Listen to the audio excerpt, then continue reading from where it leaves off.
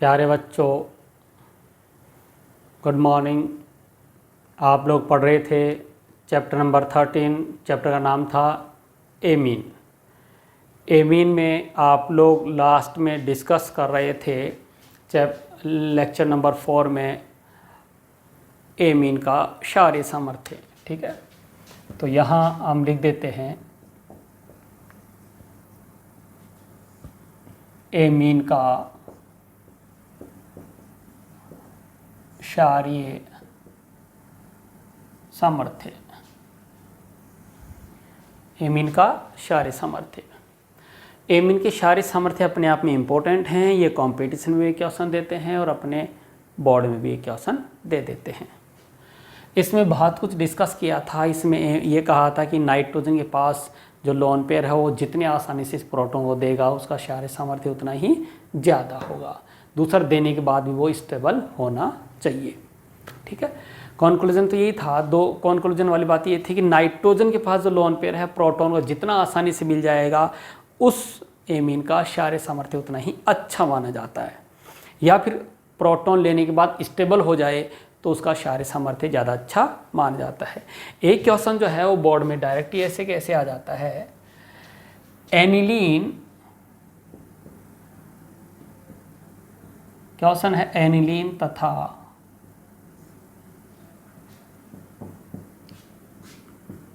Ammonia में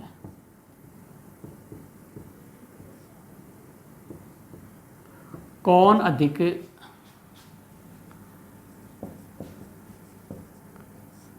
क्षारीय है तथा क्यों?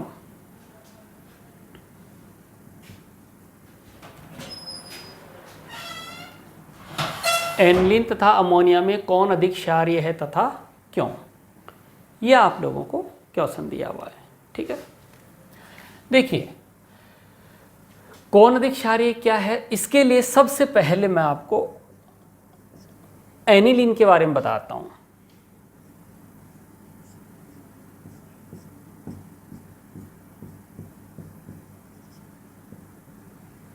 ये एनिलीन है। ठीक है, और एनिलीन है, फिनॉल है, बेंजल्डिहाइड है, इनमें अनुनाद मैंने आपको समझाए थे। अगर एनिलीन में आप अनुनाद देखना चाहते हो, अभी क्वेश्चन को गोली मारो, आप पहले ये सीखो कि एनिलीन में अनुनाद कैसे होता है, क्योंकि एग्जाम में डायरेक्ट ये भी आ जाता है 1 नंबर का या 2 नंबर का कि एनिलीन की अनुनादी संरचनाएं बनाइए।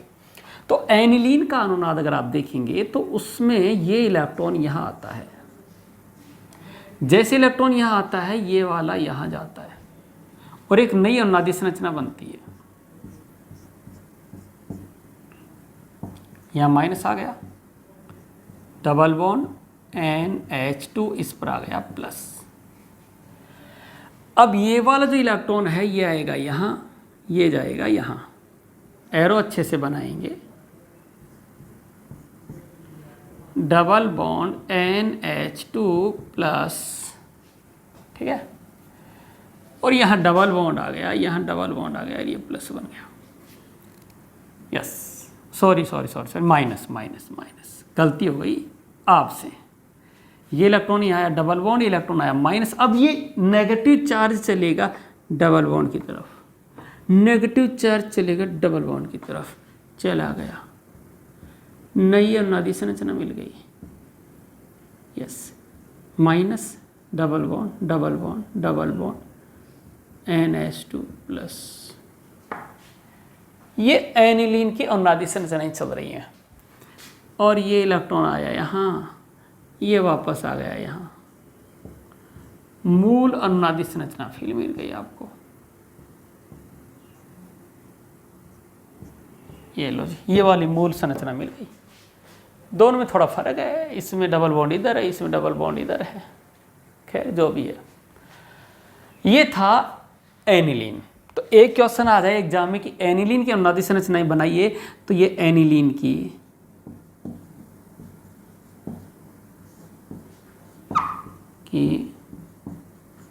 अनुनादी संरचनाएं। ठीक है, ये हो गई साहब। ये दूसरा यहां दे रखा है अमोनिया, ये है अमोनिया।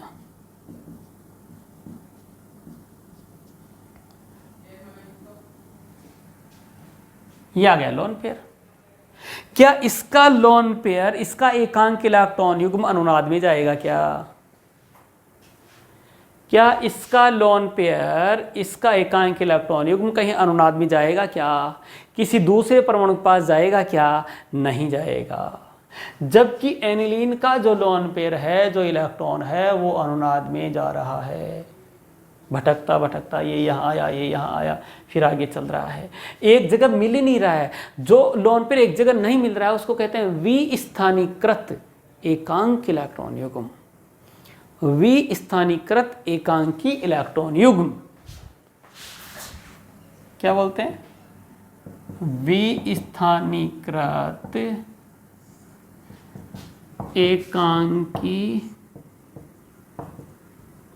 इलेक्ट्रॉन युग्म। ठीक है, इंग्लिश में कहेंगे लोकल, नहीं डीलोकलाइज, घूमने वाला, डीलोकलाइज लोन पेयर।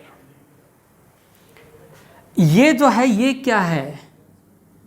ये स्थानीकृत लोन पेयर, हिंदी में लिखो एकांक इलेक्ट्रॉन युग्म।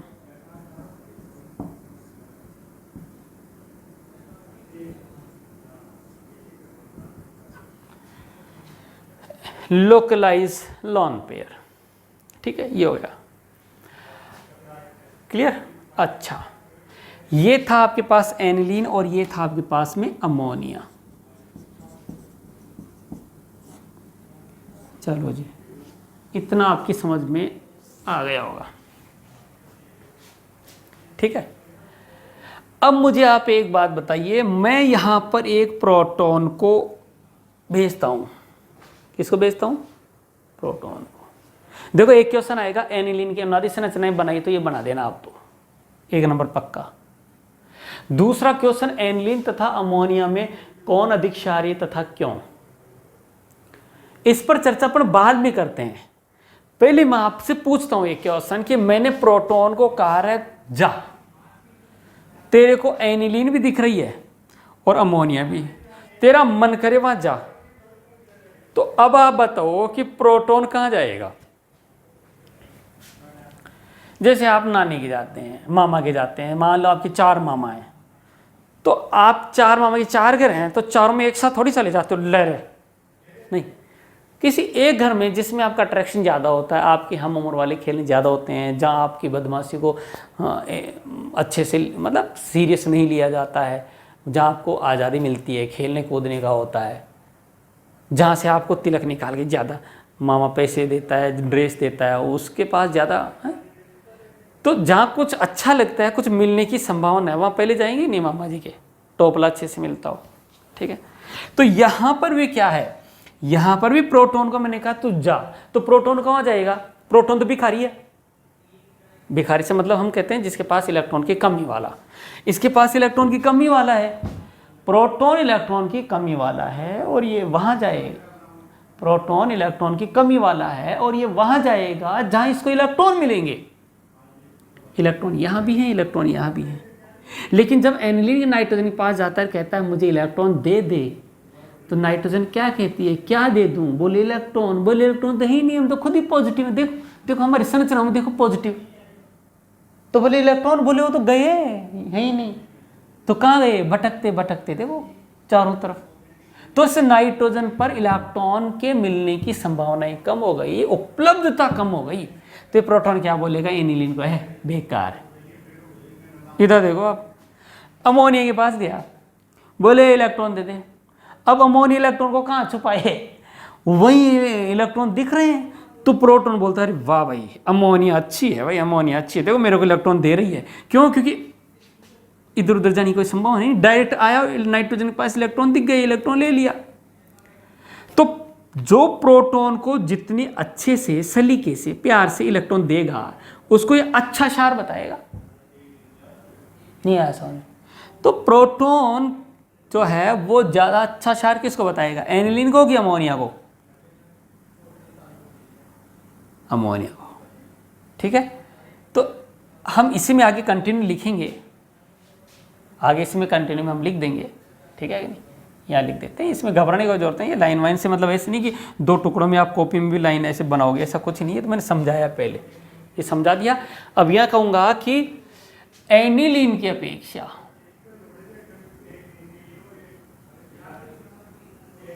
एनिलीन की अपेक्षा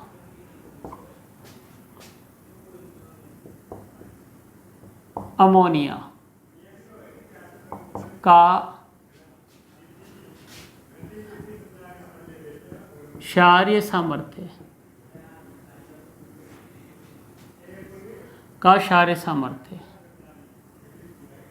अधिक होता है। आप शॉर्टकट में यहां भी शॉर्टकट मार सकते हैं। कैसे? NH3ArNH2, ये एनिलीन है। ठीक है, तो पहला एनिलीन अमोनिया में कौन अधिक क्षारीय है? यस, क्षारीय सामर्थ्य। तो आधा नंबर तो यही हो गया। लैंग्वेज में लिखो, लिख दो एनिलीन की अपेक्षा अमोनिया का क्षारीय सामर्थ्य अधिक होता है। क्यों? ये दूसरा क्वेश्चन बन गया। क्यों? इस क्वेश्चन में क्रम नहीं पूछ के डायरेक्ट क्रम बता के और फिर भी क्यों लिख के क्वेश्चन बना दिया। सही स्टेटमेंट के आगे क्यों लिख दिया जाता है, वो केमिस्ट्री में क्वेश्चन बन जाता है। एनिलीन की अपेक्षा अमोनिया का क्षारीय सामर्थ्य अधिक होता है। क्यों? तो हम कहते हैं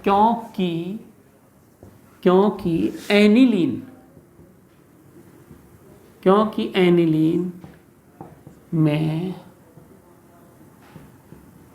अनुनाद के कारण नाइट्रोजन पर इलेक्ट्रॉन की उपलब्धता कम हो जाती है, जिससे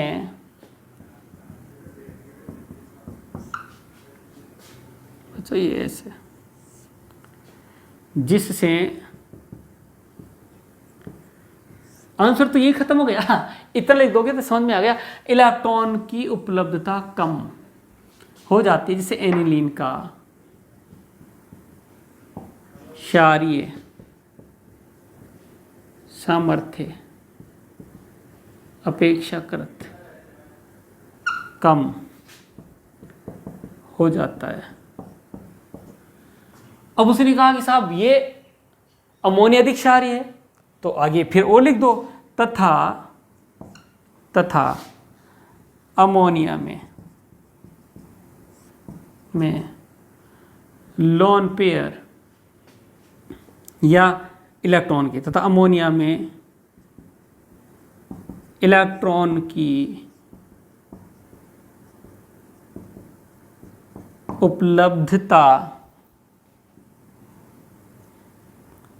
उपलब्धता अपेक्षाकृत अधिक होती है, तथा अमोनिया में इलेक्ट्रॉन की उपलब्धता अपेक्षाकृत अधिक होती है, जिससे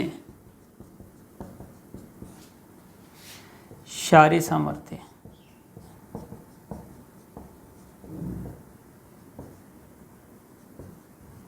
अधिक होता है, जिससे क्षारीय सामर्थ्य अधिक होता है।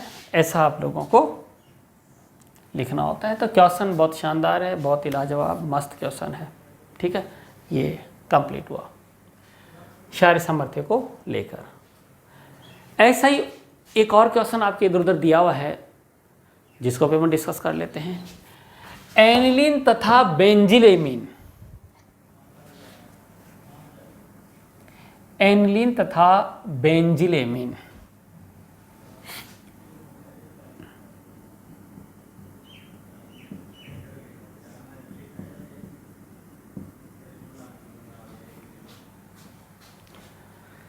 एनिलीन तथा बेंजिलेमीन में कौन अधिक क्षारीय है तथा क्यों? एनिलीन तथा बेंजिलेमीन में कौन अधिक क्षारीय है तथा क्यों? क्वेश्चन वैसा ही है, बस आपको बेंजिलेमीन का फॉर्मूला नहीं आता और क्वेश्चन नहीं होता है। मैंने कहा था 11th में भी कि बेंजिल क्या है, मैंने कहा था 11th में भी कि बेंजिल क्या है। बच्चों बेंजिल ये है, ये बेंजिल है और इस पर जोड़ना आपको NH2, ये बन गया बेंजिलेमीन। बेंजिलेमीन का जो इलेक्ट्रॉन है, जो लोन पेयर है, वो अनुनाद में नहीं जा रहा है, जबकि जो एनिलीन है, देखो यहां ये बन गया बेंजिलेमीन CH2 और ये वो का वो ऐसा का वैसा ही जवाब जाएगा भाई। बस अमोनिया की जगह आपको बेंजिलेमीन लिखना है, अमोनिया की जगह आपको बेंजिलेमीन लिखना है और यहां लिख देंगे आप बेंजिलेमीन।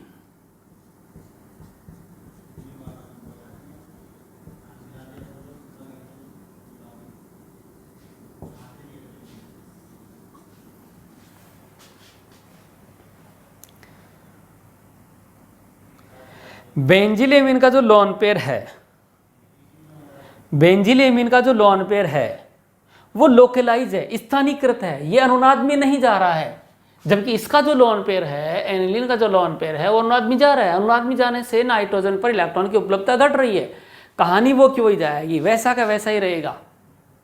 ठीक है, आप यहां पर जो अमोनिया था उसकी जगह क्या लिख सकते हैं, बेंजिलेमीन, बस अपना जवाबों का वही रह जाएगा बेंजिलेमीन। आप कह देंगे एनिलीन की अपेक्षा बेंजिलेमीन का क्षारीय सामर्थ्य अधिक होता है, क्योंकि एनिलीन में अनुनाद के कारण नाइट्रोजन पर इलेक्ट्रॉन की उपलब्धता कम हो जाती है, जिससे एनिलीन का क्षारीय सामर्थ्य अपेक्षाकृत कम हो जाता है, तथा बेंजिलेमीन, अमोनिया की जगह क्या आ गया, बेंजिलेमीन, यस,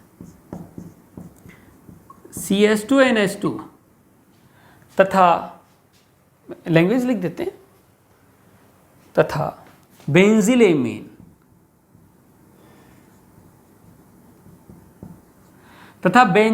में इलेक्ट्रॉन की उपलब्धता अपेक्षाकृत अधिक होती है, तथा बेंजिलेमीन में इलेक्ट्रॉन की उपलब्धता अपेक्षाकृत अधिक होती है, जिससे क्षारीय सामर्थ्य अधिक हो जाता है। और आपके पास जो है बाकी कहानी वैसे के वैसे ही रह जाती है। तो आप लोगों को ये ध्यान रखना है, आप लोगों को ये ध्यान रखना है कि जो इलेक्ट्रॉन अनुनाद में चला गया,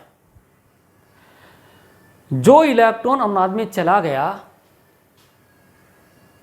उसकी उपलब्धता कम हो गई है और वहां क्षारीय सामर्थ्य भी घट जाता है, जबकि जो इलेक्ट्रॉन अनुनाद में नहीं जाता है, जो लोन पेयर अनुनाद में नहीं जाता है, वो वहां पर अच्छे से मिलेगा, उसकी उपलब्धता ज़्यादा होगी, है ना, और वो क्षारीय सामर्थ्य ज़्यादा अच्छे से प्रदर्शित करेगा। तो इस तरीके से चल रहा था क्षारीय सामर्थ्य। इसमें अब मैं आपको एनिलीन को लेकर एक क्वेश्चन और लिख देता हूं, ठीक है, यस।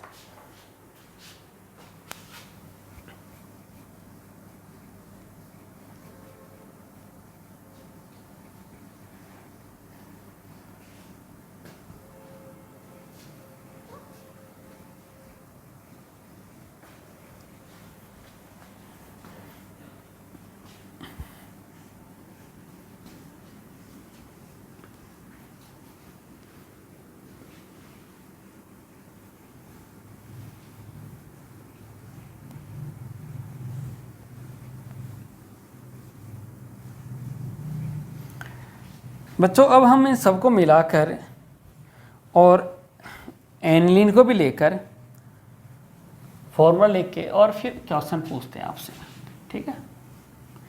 क्वेश्चन है कि निम्न में क्षारीय सामर्थ्य का क्रम बताइए।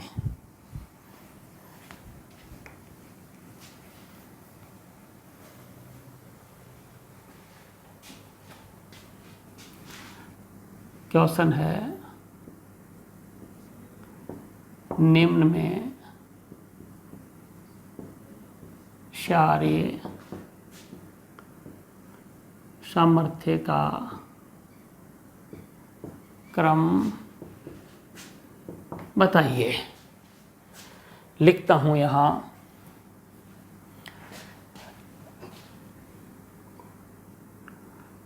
ट्राई एथिल एमीन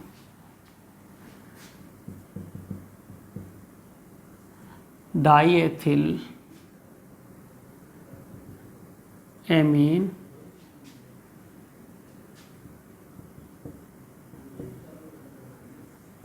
एथिलेमीन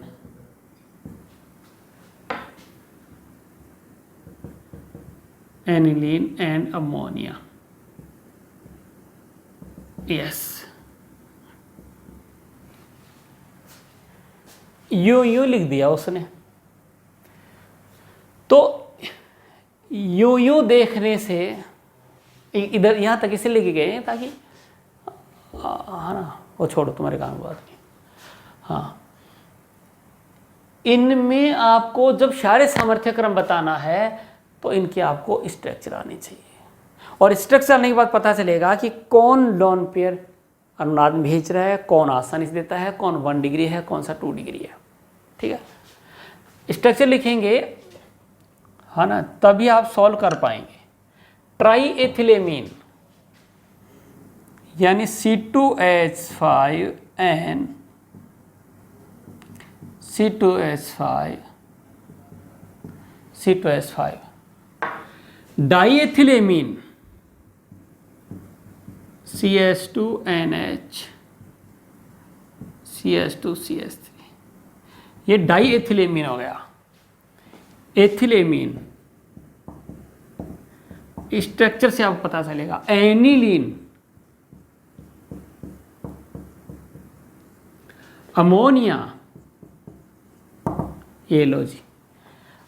आपको ये देकर भी क्वेश्चन पूछ सकता है, आपको ये देकर पूछ सकता है, इनमें से कोई 3 में भी क्षारीय सामर्थ्य क्रम पूछ सकता है, इनमें से कोई 4 में पूछ सकता है, सब में मिलाकर भी क्षारीय सामर्थ्य क्रम पूछ सकता है। जब भी आपको क्षारीय सामर्थ्य क्रम देखना है तो सबसे पहले देखो कि लोकलाइज इलेक्ट्रॉन कहाँ है और डी लोकलाइज कहाँ है। कहाँ इलेक्ट्रॉन लोकलाइज मतलब स्थानीकृत है और कहाँ विस्थानीकृत है। कहाँ विस्थानीकृत मतलब कहाँ अनुनाद में जा रहा है।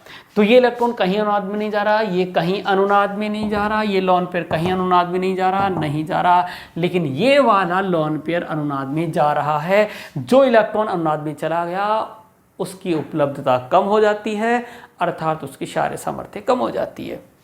तो अगर मैं इनको नंबरिंग दे दूं यहाँ 1st, 2nd, 3rd, 4th और ये 5th, ठीक है, या तो नंबरिंग से लिख दो या फिर नाम देकर नीचे लिख दो। तो सबसे बेकार कौन हुआ भाई? सबसे बेकार हुआ 4th। क्यों? क्योंकि इसका इलेक्ट्रॉन अनुनाद में जा रहा है, विस्थानीकृत इलेक्ट्रॉन है इसलिए। चलो ये एक हो गया। इनमें सारे इलेक्ट्रॉन सभी जो भी लोन पेयर हैं वो स्थानीकृत हैं।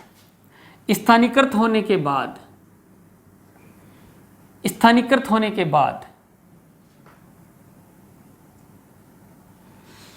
ये इलेक्ट्रॉन देने वाले हैं, 300 में इलेक्ट्रॉन देने वाले हैं, या 2 देने वाले हैं, या 1 देने वाला, या 1 भी देने वाला नहीं है। लेकिन ये मत भूल जाना कि कोई भी माध्यम नहीं दिया हुआ है तो यहाँ आपको जलीय अवस्था मान रही है, और जलीय अवस्था में विलीन अवस्था में 2 डिग्री एमीन का क्षारीय सामर्थ्य 3 डिग्री एमीन से 1 डिग्री एमीन से अमोनिया इनसे अधिक होता है। अर्थात सबसे अच्छा क्षार कौन सा होगा? 2nd वाला, ये वाला। और 3 डिग्री एमीन और 1 डिग्री एमीन अमोनिया से तो अच्छे ही होंगे, अर्थात अमोनिया इनसे बेकार ही होगा इन बचे हुए दोनों से। आपको जब भी अम्लीय सामर्थ्य का, क्षारीय सामर्थ्य का, क्रियाशीलता का ऐसा कोई क्रम बनाना हो तो सबसे अच्छा मतलब सबसे ज़्यादा वाला अलग कर लो, या सबसे बेकार वाला यानी सबसे कम क्रियाशील वाला, सबसे कम क्षारीय वाला, उसको मैं कहता हूँ बेकार वाला। जैसे मालूम क्षारीय सामर्थ्य क्रम पूछ रहा हूँ तो सबसे अच्छे क्षार, सबसे ज़्यादा प्रबल क्षार को मैं अच्छा क्षार मानूंगा, उसको अलग। जो सबसे दुर्बल क्षार है उसको मैं दुर्बल क्षार नहीं करके कहता हूँ बेकार वाले को, ताकि बेकार वाले को कम कर दें।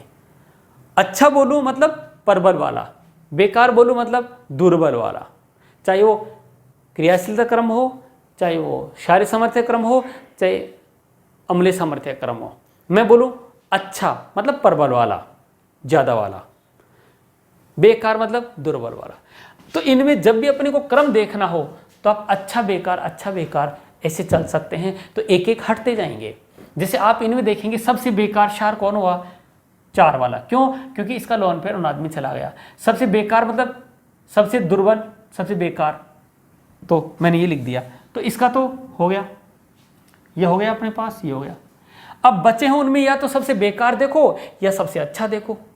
तो मुझे पता है कि 2 डिग्री में सबसे अच्छा होता है इनमें और अमोनिया सबसे बेकार होता है। तो बचे हुए में ये तो सबसे बेकार था, बचे हुए में सबसे बेकार ये है और सबसे अच्छा ये है। अब 2 बच गए। तो मैंने कहा था एथिल होता है तो बड़ा नंबर होता है, तो 3 डिग्री वाला ज़्यादा अच्छा होगा, यानी कि फर्स्ट वाला, और 1 डिग्री उससे कम हो जाएगा। इस तरीके से ये आपके पास क्षारीय सामर्थ्य क्रम आएगा, ये आपको ध्यान रखना है। ठीक है, इस तरीके से हम एमीन में क्षारीय सामर्थ्य को समाप्त करते हैं। ठीक है, क्षारीय सामर्थ्य के बाद में अब आएंगी एमीन की रासायनिक अभिक्रियाएं। ठीक है, तो इसको हटाकर अब हम स्टार्ट करते हैं एमीन की रासायनिक अभिक्रियाएं। क्षारीय सामर्थ्य कंप्लीट हुआ।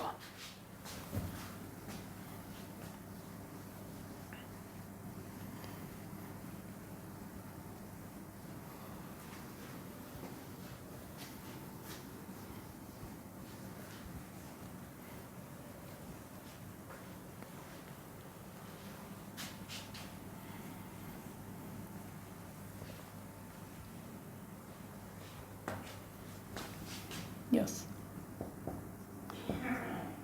एमीन की रासायनिक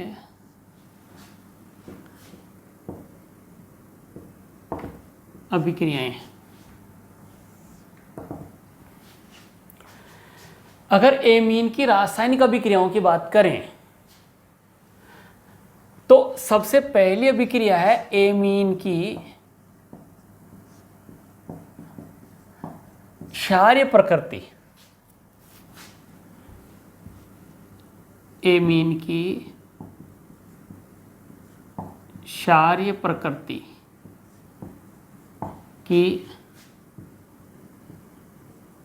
अभिक्रियाएं।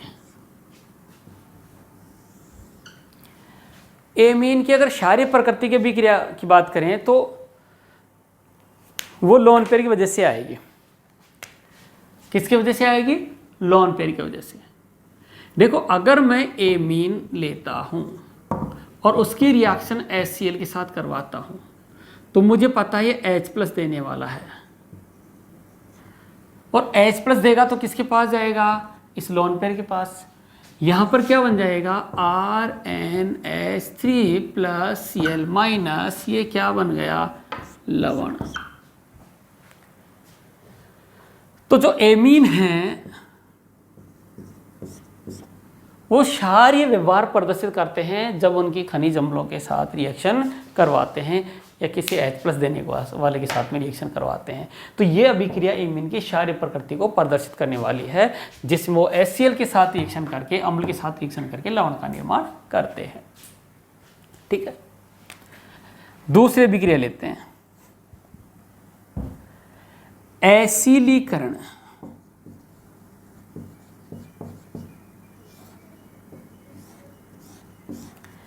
एसिलीकरण या एसिटिलीकरण। ठीक है, इसमें क्या कहानी है? देखो, जब 1 डिग्री या 2 डिग्री एमीन की अभिक्रिया, ये 1 डिग्री,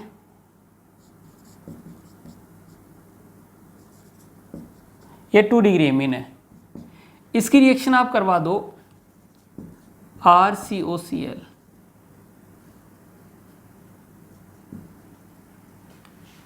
CS से भी ले लो। तो यहाँ से क्या होता है कि ये इसका जो लोन पेयर है वो यहाँ अटैक करता है और इसको यहाँ से हटाता है। अगर आप अच्छे लेवल की बाद में बातचीत करेंगे तो आप यहाँ SN2TH रिएक्शन करवाओगे, ये यहाँ अटैक करेगा, Cl को यहाँ से हटाएगा।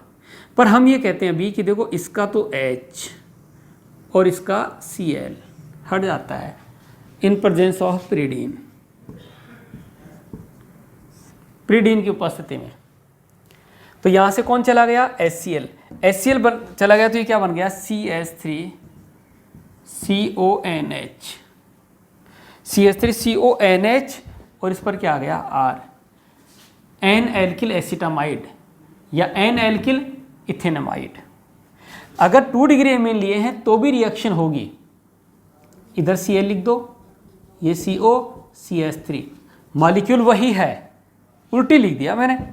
तो जब नाइट्रोजन पर H होती है तो ये चला जाता है HCl। जब नाइट्रोजन पर HCl, जब नाइट्रोजन पर हाइड्रोजन नहीं होगी तो ये रिएक्शन नहीं होगी। ये क्या बन गया?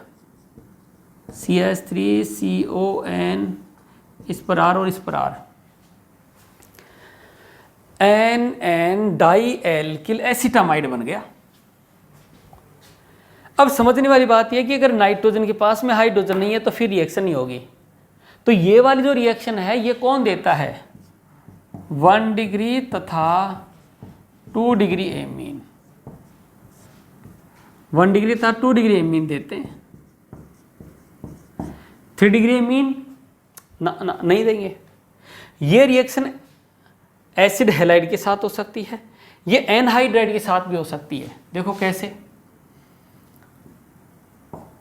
कोई भी R हो सकता है, RnH2।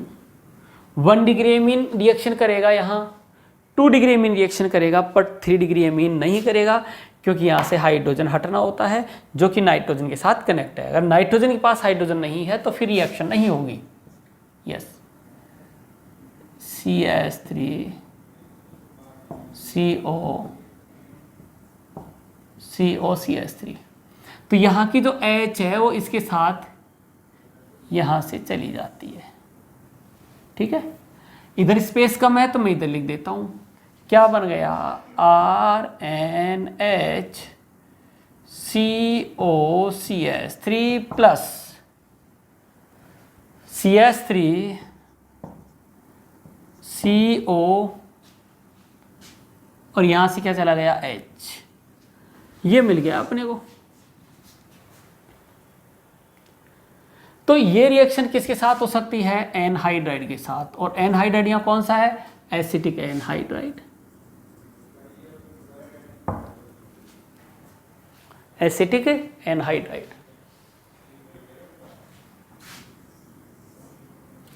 इसके बाद देखो आप यहां 1 डिग्री 2 डिग्री में रिएक्शन करते हैं, यहां भी 1 डिग्री 2 डिग्री कर लेंगे। अगर यहां ईस्टर ले लेते हैं तो भी रिएक्शन हो जाती है। NH2 CH3 COO C2S5 है। ठीक है, तो इसका H जो है वो इसके साथ चला जाएगा क्योंकि लोन पर यहाँ टेक करके इसको हटाता है यहाँ से। तो यहाँ का जो प्रोडक्ट बनेगा वो ऐसे बनता है RnHCO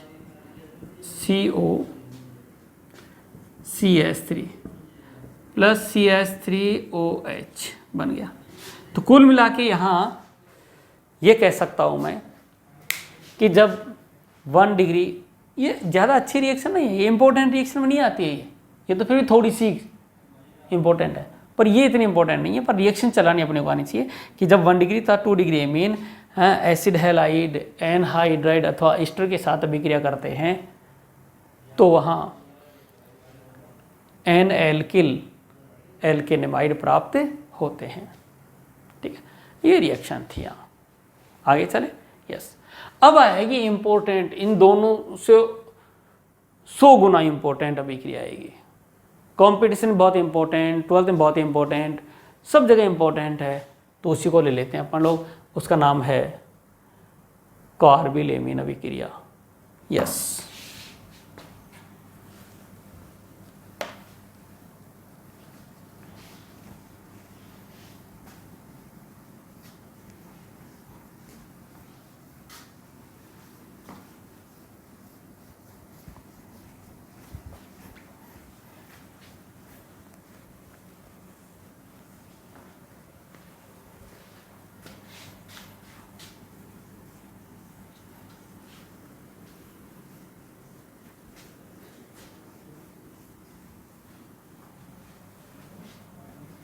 यस, 3 नंबर अभिक्रिया है और बहुत ही इंपॉर्टेंट अभिक्रिया है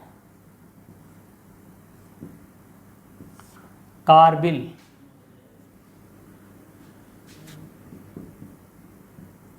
एमीन अभिक्रिया अथवा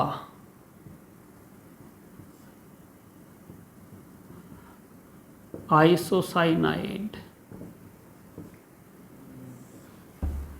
अथवा आइसोसाइनाइड अभिक्रिया या परीक्षण आइसोसाइनाइड परीक्षण, इसको अभिक्रिया भी कह देते हैं और परीक्षण भी कह देते हैं। परीक्षण / अभिक्रिया।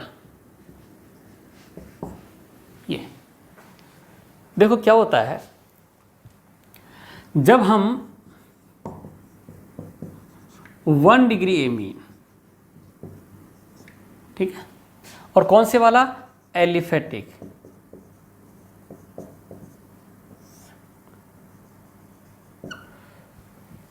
इसमें आप क्लोरोफॉर्म मिलाओ,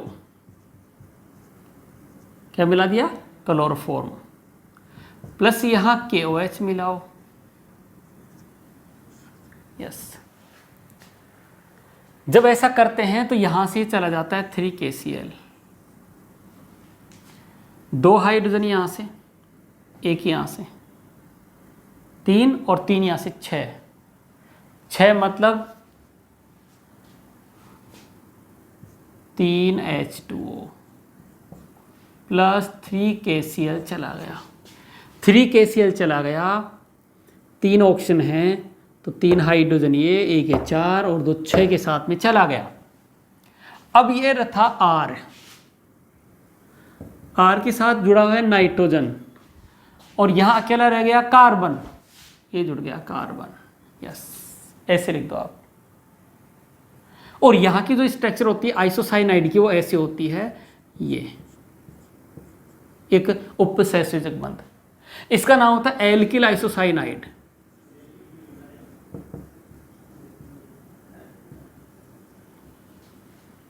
खास बात क्या है कि एल्किल आइसोसाइनाइड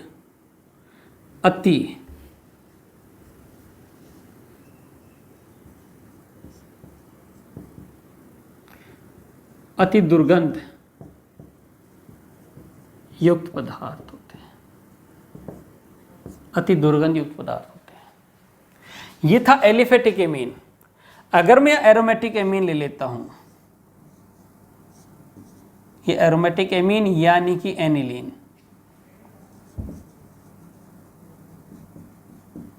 और एरोमेटिक भी कौन सा है, 1 degree amine. Aromatic 1 degree amine की रिएक्शन करवा दो आप क्लोरोफॉर्म के साथ, प्लस यहां ले लिया 3KOH। अब क्या होगा, यहां से चला जाएगा गर्म करने पर, यहां से चला जाएगा 3KCl, 3 ऑक्सीजन है तो 3 हाइड्रोजन ये रहे, 4 4 2 6 चली गई।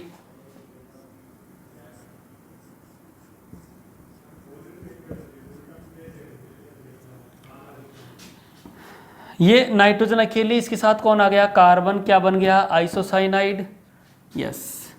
और यहां चला गया 3KCl प्लस 3H2। तो जब किसी पात्र में आप क्या ले लिए, 1 डिग्री एमीन, क्या ले लिए, 1 डिग्री एमीन, और उसमें आपने क्या मिला दिया, उसमें आपने मिला दिया CHCl3 क्लोरोफॉर्म एंड KOH मिला दिया, और मिलाकर आपने देखा कि गर्म करते हैं तो पूरे वातावरण में दुर्गंध हो जाती है। ये दुर्गंध किसकी वजह से आई, इस आइसोसाइनाइड की वजह से। अब इस रिएक्शन की खास बात सुनो आप, इस रिएक्शन की खास बात क्या है कि जब एलिफेटिक अथवा एरोमेटिक प्राथमिक एमीन यानी 1 डिग्री एमीन, 2 डिग्री एमीन, सुन लो, 2 डिग्री एमीन, 3 डिग्री एमीन, ये अभिक्रिया नहीं देते हैं, मर जाएंगे, प्राण दे देंगे, पर यह अभिक्रिया नहीं देंगे। ठीक है, समझ गए क्या, मर जाएंगे, प्राण दे देंगे, लेकिन यह अभिक्रिया नहीं देंगे। कौन? 2 डिग्री एमीन तथा 3 डिग्री एमीन। यह अभिक्रिया कौन देता है बच्चों? केवल और केवल 1 डिग्री एमीन, चाहे वो एलिफेटिक हो चाहे से वो एरोमेटिक हो।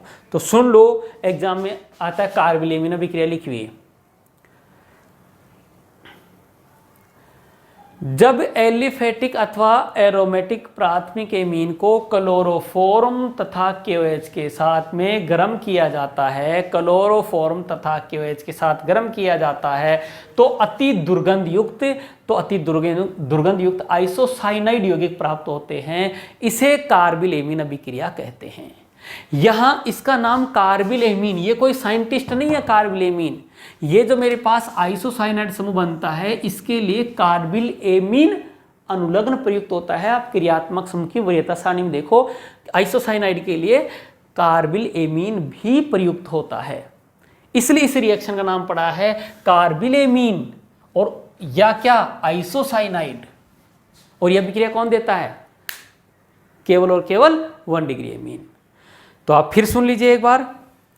जब एलिफेटिक अथवा एरोमेटिक प्राथमिक एमीन को क्लोरोफॉर्म तथा KOH के साथ गर्म किया जाता है, तो अति दुर्गंध युक्त आइसोसाइनाइड यौगिक प्राप्त होते हैं। इसे कार्बिल एमीन अभिक्रिया अथवा आइसोसाइनाइड अभिक्रिया कहते हैं। नोट: 2 डिग्री तथा 3 डिग्री एमीन। नोट: पहला, यह अभिक्रिया 1 डिग्री, एक में कर देंगे इस दोनों को, यह अभिक्रिया 1 डिग्री एमीन देते हैं, 2 डिग्री तथा 3 डिग्री एमीन नहीं। बात समझ आ गई? 1 डिग्री तथा 2 डिग्री एमीन देते हैं, 1 डिग्री एमीन देते हैं, 2 डिग्री तथा 3 डिग्री एमीन नहीं देते हैं। इस तरीके से हमने एमीन की रासायनिक अभिक्रिया देखी, जिसमें पहली देखी क्षारीय प्रकृति की, दूसरी एसिडीकरण, और तीसरी देखी बहुत ही इंपॉर्टेंट कार्बिल एमीन अभिक्रिया अथवा आइसोसाइनाइड परीक्षण। आप इस रिएक्शन के लिए तैयार हो क्या ना? ठीक है कि नहीं? ये बहुत ही इंपॉर्टेंट है। ठीक है बच्चों, तो रिएक्शन अभी और भी हैं, लेकिन वो आएंगी नेक्स्ट लेक्चर में। इस लेक्चर को अपन यहीं फिनिश करते हैं। Thank you.